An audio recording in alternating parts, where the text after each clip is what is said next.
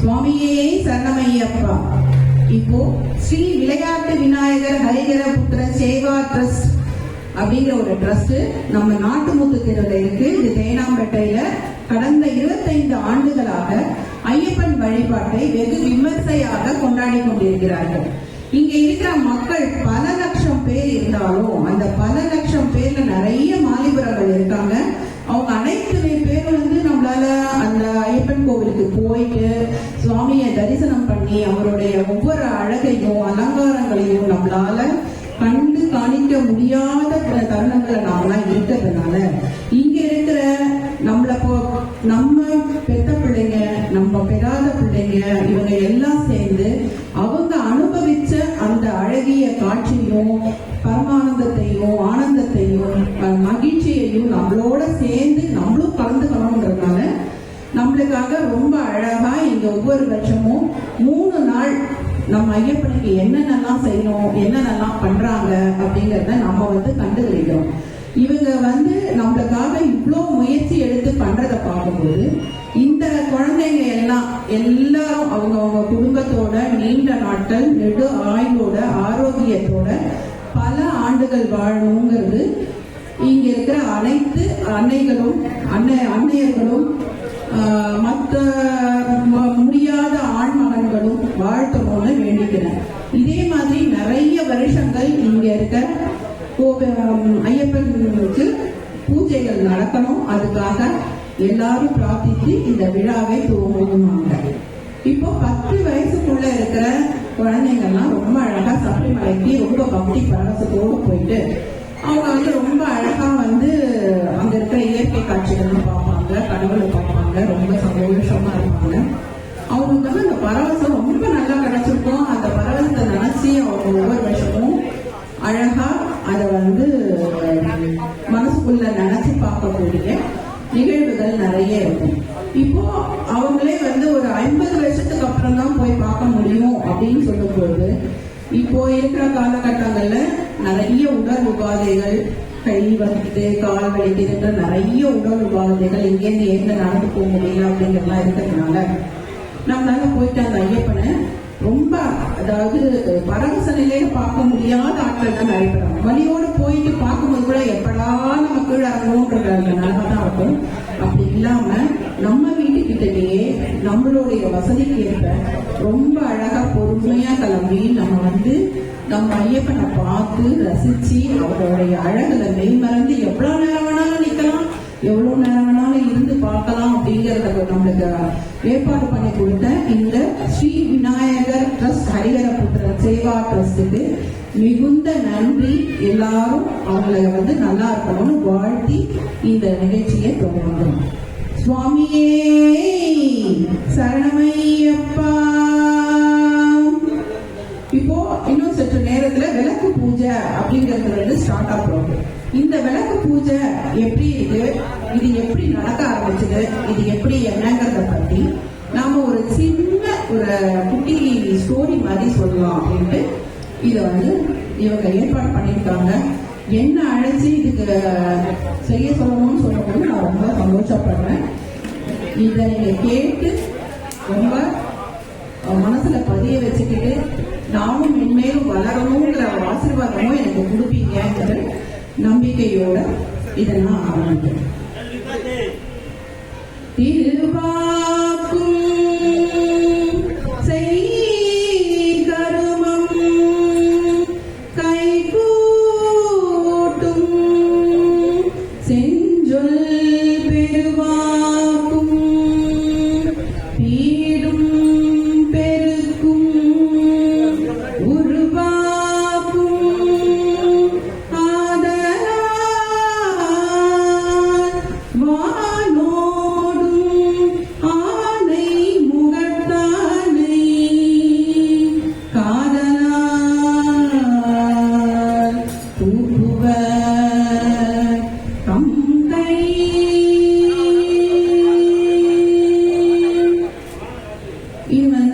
நம்ம 63 நாயன்மார்கள்ல ஒரு நாயன்மாரான கபில தேவன் நாயனார் அப்படிங்கிறவர் இதை பாடியிருக்கார். ஒரு காலத்துல ஒரு குரு இருந்தாரு. அந்த குரு வந்து பல ஆண்டுகள் பல சிஷ்யர்களுக்கு பல பாடங்களை, வேதம், அத்தியானம் இதெல்லாம் சொல்லி கொடுத்துட்டே வந்துட்டு இருக்காரு. அப்படி இருக்கும்போது ஒரு நாள் வருது, அன்னைக்கு சிஷ்யர்கள்லாம் ரொம்ப சந்தோஷமா இருக்கிறத பார்த்துட்டு குரு சொல்றாரு, இன்னைக்கு உங்க பாடம் தான் முடிஞ்சிட்டு, இதுக்கப்புறம் நீங்க என்ன பண்ண போறீங்க அப்படிங்கறத நான் பார்க்கணும். உங்களுக்கு ஒரு சின்ன தேர்வு மாதிரி வைக்கலான்னு இருக்கேன். நீங்க எல்லாரும் வந்து நாளைக்கு காலையில எனக்கு வந்து எல்லாருக்கும் ஒவ்வொரு குடில் கொடுக்கப்படும். அந்த ஒவ்வொரு குடிலையும் நீங்க வந்து எதை வேணா கொண்டு நிரப்பலாம். நான் பார்த்து அதிசயிக்கிற மாதிரி அந்த நிரவல் இருக்கணும் அப்படின்னு சொல்றேன். அப்போ முதல் நாள்ல இருந்து எல்லா சிஷ்யர்களும் வந்து ரொம்ப ஆசையா என்ன பண்றதுன்னு சொல்லிட்டு பிரிச்சுட்டே இருக்காங்க. அவங்க இதை எடுத்து வைக்கலாமா, அதை எடுத்து வைக்கலாமா, இதை செய்யலாமான்னு யோசிச்சு பாக்குறாங்க. மறுநாள் காலையில ஒரு 5 மணி வாக்குல வெடி தொடங்குறதுக்கு அப்புறமா வந்து குரு வந்து பாக்குறாரு. ஒவ்வொரு குடிலா பாக்குறாரு. ஃபர்ஸ்ட் குடி போய் பாக்குறாரு. அங்க நிறைய நெல்மணிகள் அடுக்கி வச்சிருக்காங்க. அந்த குடி முழுக்க நெல்மணி அடுக்கி வச்சிருக்காரு ஒரு சிஷ்யர். அடுத்த சிஷ்யர் வந்து ரொம்ப அழகா மலர்கள் வச்சிருக்காரு. இன்னொரு சிஷ்யர் துளசி அடுக்கி வச்சிருக்காரு. ஒரு சிஷ்யர் அருகம்புல். இந்த மாதிரி நிறைய பூஜைக்கு தேவையான அனைத்து விஷயங்களையும் ஒவ்வொரு சிஷ்யாலா வச்சிருக்காங்க. ஒரு சிஷ்யர் வந்து அந்த யாகம் பண்றதுக்கு தேவையான வாசனை திரவியங்கள் கொண்ட மலர் கட்டைகள், மலர் காஞ்ச மலர் இதெல்லாம் சேர்த்து வச்சிருக்காரு. இது மாதிரி ஒவ்வொரு சிஷ்யரும் வச்சிருக்காரு. ஒவ்வொரு குடியில அதை பார்த்துட்டு குரு சொல்றாரு, நல்லா இருக்கு, ரொம்ப நல்லா இருக்கு, பார்க்கலாம், இன்னும் அடுத்தவரை போய் பார்க்கலாம் வர்றாரு. அப்படி வரும்போது ஒரு சிஷ்யரோட குடிலுக்கு வந்து பாக்குறாரு. அந்த குடில ஒண்ணுமே இல்லை, ஒரே ஒரு அகல் தீபம் மட்டும் ஏற்றி வச்சிருக்கா, வேற ஒண்ணுமே இல்லை. அந்த அகல் தீபம் பார்த்த உடனே பிரகாசமா இருந்த அந்த குருவோட முகம் ரொம்ப பிரகாசமாயிடுது. சரி, இன்னும் சில சிஷ்யாலாம் இருக்காலே அவளையும் போய் பார்த்துவோம்னு சொல்லிட்டு அவங்களையும் போய் பார்த்துட்டு திரும்ப வந்து அவருடைய வினாவுக்கான பதில் சொல்லணும் இல்லையா. அப்போ வந்து நிற்கும் போது அவர் சொல்றாரு, நான் பார்த்த எல்லா குடியிலும் எல்லா சிஷ்யனும் ரொம்ப அழகா நிரவி இருந்தீங்க. ஆனா ஒரே ஒரு குடியில மட்டும் அகல் விளக்கு வச்சு ரொம்ப அழகா இருக்குது. ஒண்ணுமே இல்ல, அந்த ரூம் முழுக்க ஒரு இண்டி எடுக்க இடம் இல்லாம அந்த அகல் விளக்கு எரிஞ்சதுனால, ஒளி பிரகாசமா இருந்ததுனால அதை பார்த்த உடனே என் மனசுக்குள்ள இருந்த அகல் விளக்கும் எரிஞ்சு என் மனசுக்குள்ள இருந்த நமசிவாயமும் எழுந்து ஒரு வணக்கம் சொல்லிட்டாரு. அதனால நான் ரொம்ப மகிழ்ந்துட்டேன். அதனால அந்த சிஷ்யரை தான் நான் தலைமை சிஷ்யரா அமைச்சுக்கிட்டு அவருக்கு வந்து இன்னும் நிறைய சொல்லிக் கொடுக்க போறேன், இன்னும் நிறைய பண்ண போறேன். மற்றவர்கள்லாம் இன்னும் கொஞ்ச நாள் இருந்து படிச்சு தெரிஞ்சுக்கோங்க அப்படின்னு சொல்லிட்டு சொல்லுவேன். இந்த நிறைய ரகசிய பாடங்களையும் அவர் கற்றுக்கிட்டு அவர் நல்ல விதமா அந்த சிஷ்யர் வந்து அடுத்த குருவா தேர்வாகிற அளவுக்கு அவர் போறார். இப்போ தேவாரத்துல ஒரு பதிகம் இருக்கு. இல்லக விளக்கது இருள் கெடுப்பது, சொல்லக விளக்கது சோதி உள்ளது, பல்லக விளக்கது பலரும் காண்பது, நல்லக விளக்கது நம சிவாயவே, நல்லக விளக்கது நம சிவாயவே, நல்லக விளக்கது நம சிவாயவே. இந்த பதிகத்தை திருநாவுக்கரசர் பாடியிருக்காரு. இதோட விளக்க உரை என்னன்னு நாம இப்போ பார்க்கலாம்.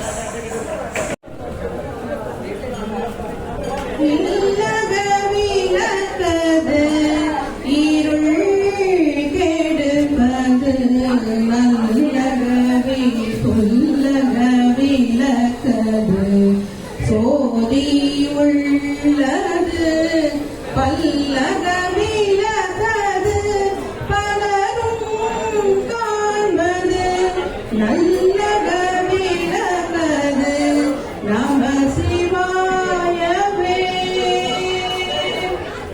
இது வந்து திருநாவுக்கரசர் வந்து ஒரு பதிகத்துல பாடியிருக்கார் தேவாரத்துல. இது என்ன பொருள் கேட்டீங்கன்னா, ஒவ்வொரு ஆத்மாக்குள்ளையும் அணுவா எம்பெருமான் இருக்கிறாரு.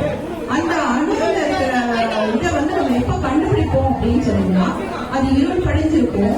அந்த இருளை நீக்கணும் அப்படின்னாக்கா நாம சொல்ல வேண்டியது ஒரே ஒரு சொல்லுதான். அந்த சொல் என்ன சொல் அப்படிங்கறத நமக்கு திருநாவுக்கரசர் சொல்லியிருக்காரு. நமசிவாயவே அப்படிங்கிற ஒரே ஒரு சொல்ல நீங்க சொல்லிக்கிட்டே இருந்தீங்கன்னா உங்க அகத்துக்குள்ள தீபம் எரிய ஆரம்பிக்கும். அந்த ஞான தீபத்தை பல விதமான அகத்துல இருக்க பல விதமான ஜீவன்கள் பார்த்து தெரிஞ்சு அவங்களும் அந்த விளக்கு ஒளியினால அவங்களுடைய இதயத்துல ஏற்றி அவங்களும் இதே போல பல நல்ல விஷயங்களுக்காக நமசிவாயா சொல்லி அவங்களுடைய உள்ளத்திலையும் அந்த விதம் அந்த ஞான ஒளி தீபம் எரியும் அப்படின்னு சொல்லியிருக்காரு. அப்புறம் பொய்கை ஆழ்வார் நமக்காக ஒரு விஷயம் சொல்லியிருக்காரு. அவரும் சுவாமி எம்பெருமான பத்தி அவரும் ஒரு விஷயம் சொல்றாரு. அவரும் இதே அகல் விளக்கு பத்தி தான் சொல்லியிருக்காரு. வையம் தகழியாய் வார்குழலே மெய்யாக வெய்யக்கதிரோன் விளக்காக செய்ய சுடராழியான் அடிக்கே சூடினல் சொல் மாலை இடராழி நீங்குகவே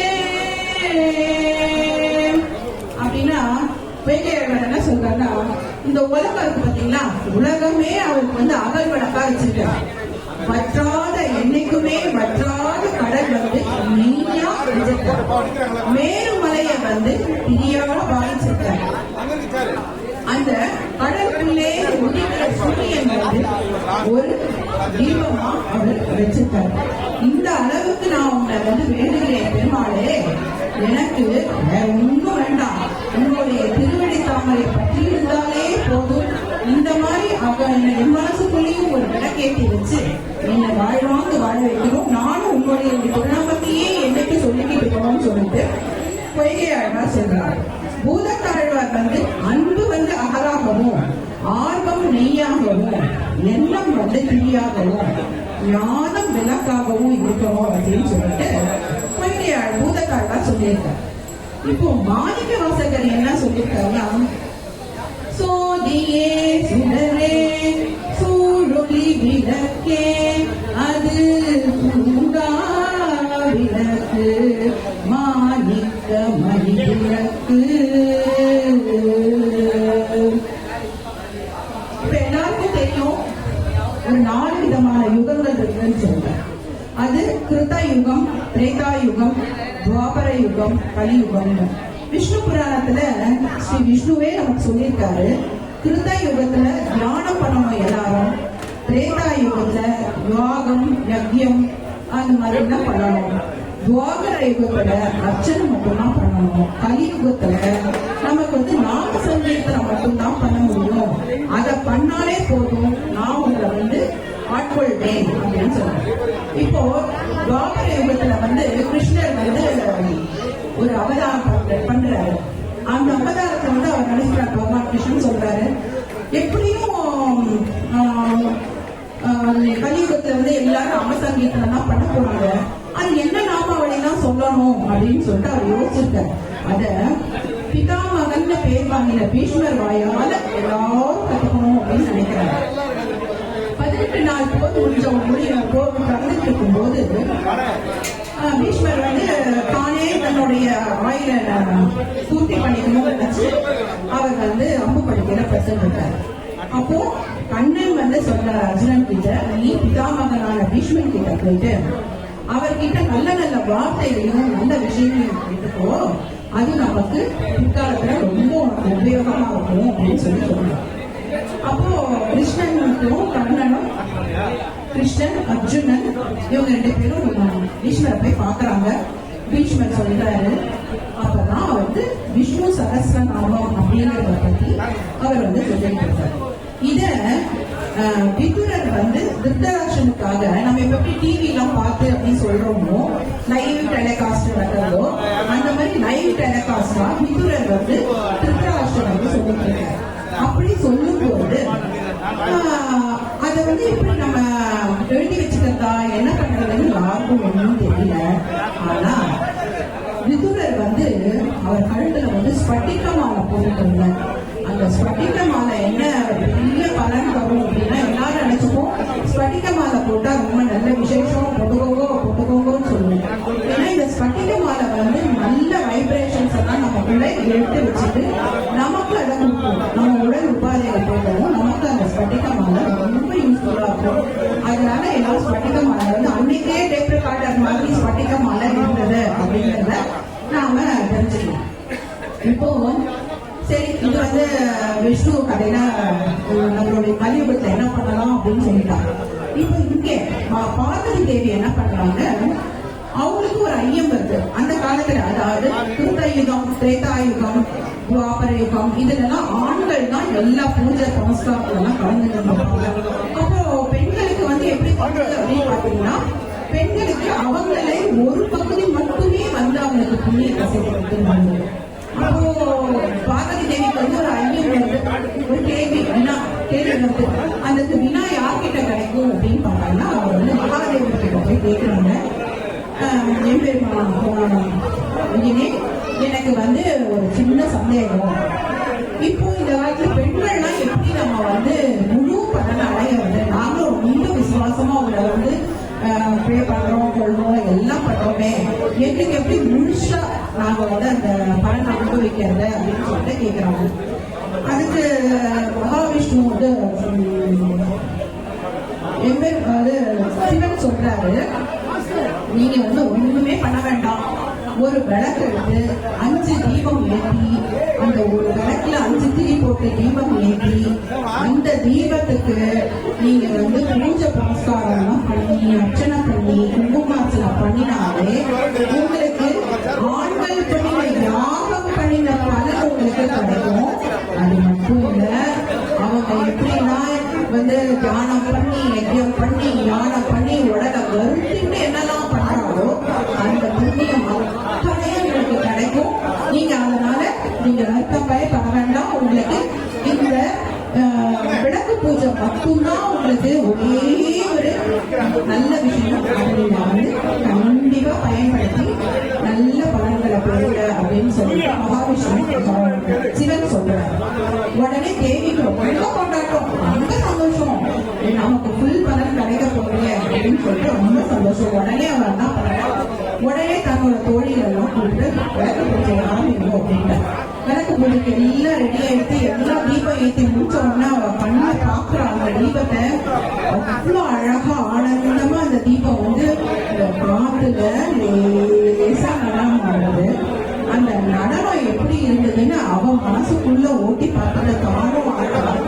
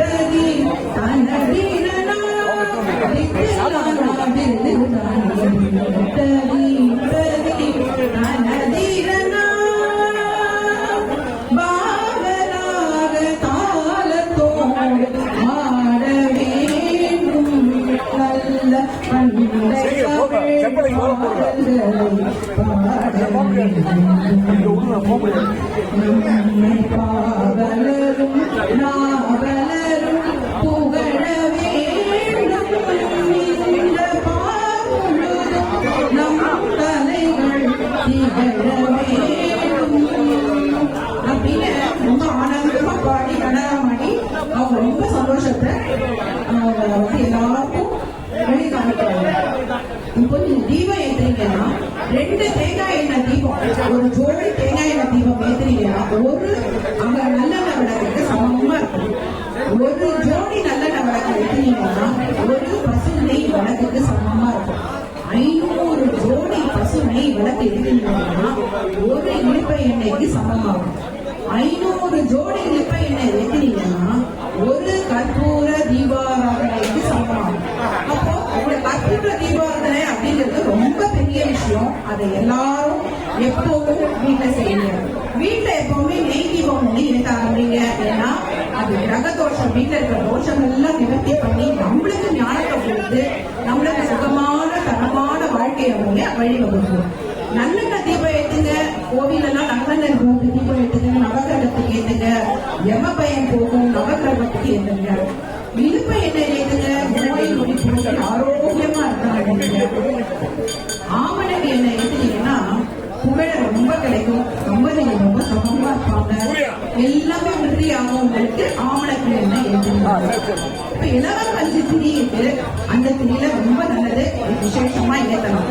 அதுக்கப்புறம் பாத்தீங்கன்னா தாமரை தண்டு திரி இருக்கு, வாழைத்தண்டு திரி 3 இருக்கு. அதுக்கப்புறம் வெள்ளரிக்கம் பட்ட 4 திரி இருக்கு. இந்த திரியெல்லாம் நீங்க ஏற்றினா நல்ல சுகமும் எல்லாமே கிடைக்கும். இந்த 3 திரி ஏற்றும்போது மட்டும் கற்பூரத்தை லேசா அந்த திரியில தேய்ச்சிட்டு அதுக்கப்புறம் ஏற்றுவோம். ரொம்ப நல்லா இருக்கும். விளக்கை எந்த திசையிலாம் ஏற்றலாம் அப்படின்னா கிழக்கு திசையில ஏற்றலாம். நீங்க கிழக்கு திசையில ஏற்றினா எல்லா கிரகத்தோடையும் போய் ரொம்ப சந்தோஷமா ரொம்ப நாள் நல்லா இருக்கும். மேற்கு திசையில ஏற்றினா கடனாலே இருக்கீங்களா, கடன் தொல்லைலாம் போய் எல்லா சண்டைலாம் முடிஞ்சு ரொம்ப சந்தோஷமா இருக்கும். வடக்கு பக்கம் ஏற்றினீங்கன்னா ரொம்ப செல்வம் கிடைக்கும். கல்யாணம் ஆகாத குழந்தைகளுக்குலாம் கல்யாணம் ஆகும். வீட்டுல நல்ல சுபதேசம் நிறைய நடக்கும். அதனால வடக்கு பக்கமா வச்சு தீபம் ஏற்றணும். இந்த மாதிரி நம்ம தீபம் ஏற்றும் போது அம்பாளுக்காக ஒரு சின்ன குட்டியா ஒரு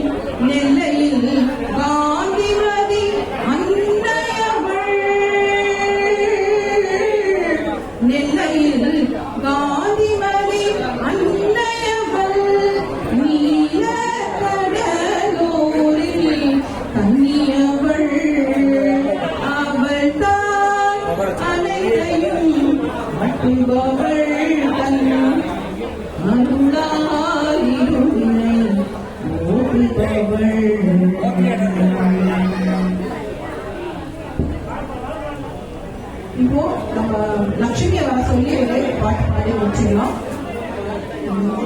பாக்கியம் தரும் லக்ஷ்மி வாம்மா அம்மம்மணி சௌபாகியம் தரும் லக்ஷ்மி வாம்மா பாக்கியம் தரும் லக்ஷ்மி வாம்மா அம்மம்மணி சௌபாகியம் தரும் லக்ஷ்மி வாம்மா பாதச்சலங்கை நாதமொழிக்க அடிமேலடியை வைத்து நடந்து பாதச்சலங்கை நாதமொழிக்க அடிமேலடியை வைத்து நடந்து பக்தர்கள் செய்திட பூஜைகள் வேளையில் மோரில் கடையும் வெண்ணை போலே பாக்கியம் தரும் லக்ஷ்மி வாம்மா அம்மம்மணி சௌபாகியம் தரும் லக்ஷ்மி வாம்மா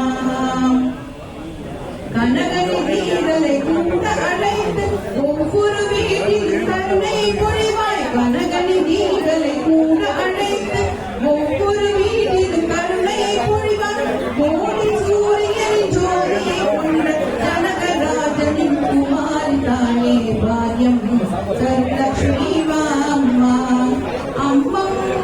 சௌபாகியம் தருலக்ஷ்மி அம்மா சர்க்கரையும் அரிசியும் சேர்த்து சுக்கரவார பூஜைகள் செய்வோம் சர்க்கரையும் அரிசியும் சேர்த்து சுக்கரவார பூஜைகள் செய்வோம் அக்கறை கொண்ட அழகிய ரங்கனம் சொக்க புரந்தர விடலி பாகியம் தருலக்ஷ்மி அம்மா அம்மா மணி சௌபாகியம் தருலக்ஷ்மி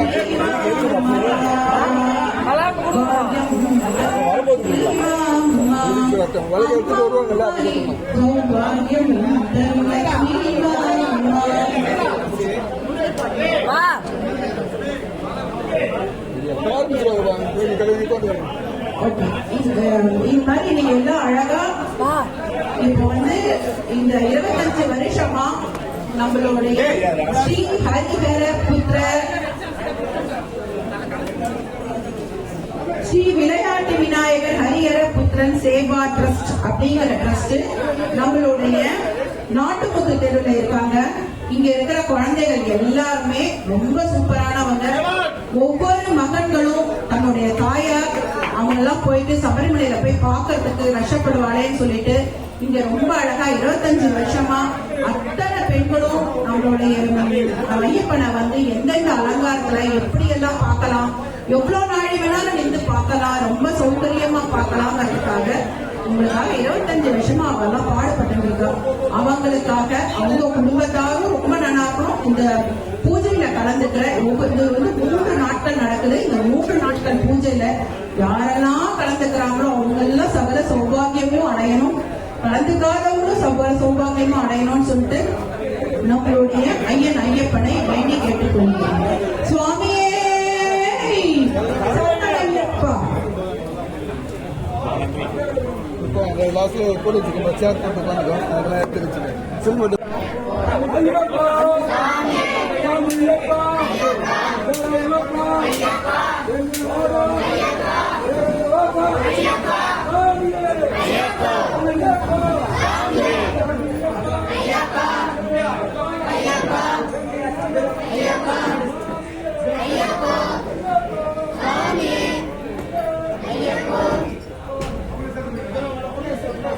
அப்படி சொல்லுங்க.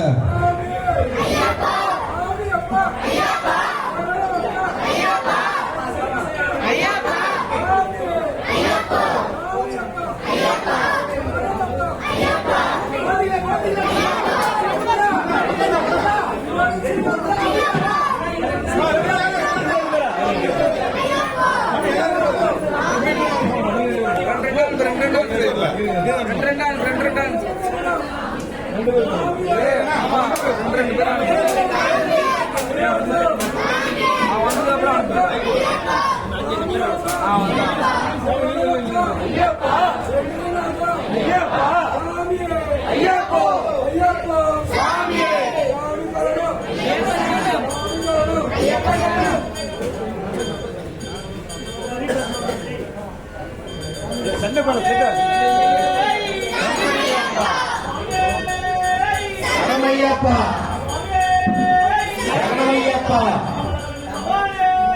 சரணமையப்பா சரணமையப்பா சரணமையப்பா சரணமையப்பா சரணமையப்பா சரணமையப்பா